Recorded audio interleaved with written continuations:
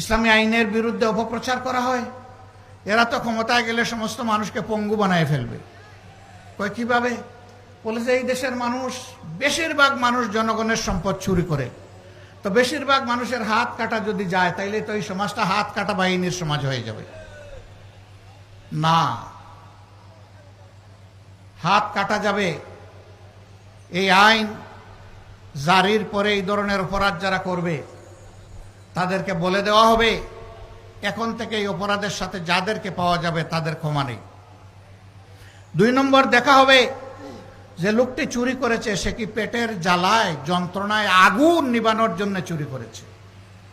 যদি এমন হয়, রাষ্ট্রের দায়িত্ব হবে আগে তার আগুন নেবানো, হাত কাটানো, আগে তার বৈধ আয় উপার্জনের ব্যবস্থা করে দেওয়া।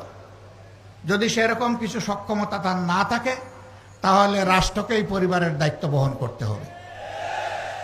এরপরে লোভের বশবর্তী হয়ে কেউ যদি চুরি করে তাহলে 2-1টা হাত কাটা যাবে প্রকাশ্যে, গোপনে নয়, যাতে সারা দেশবাসী এইটা থেকে শিক্ষা নেয়। এখন কে সমাজে এই হাত কাটা বাহিনীর সদস্য হতে চাইবে? তখন পরিবারের সদস্যদেরকে বলবে চুরি করব তোমাদের জন্য, হাত কাটা যাবে আমার, আর এই হাত নিয়ে অপমানজনকভাবে আমি বেঁচে থাকব। আমার পক্ষে আজ থেকে আর চুরি করা সম্ভব নয়। জিনার শাস্তি সঙ্গে সার।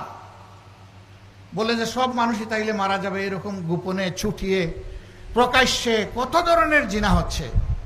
হ্যাঁ, ওরকম 2-1 জনের শাস্তি হলে বাকিরা তওবা করে আড়ালে চলে যাবে ইনশাআল্লাহ।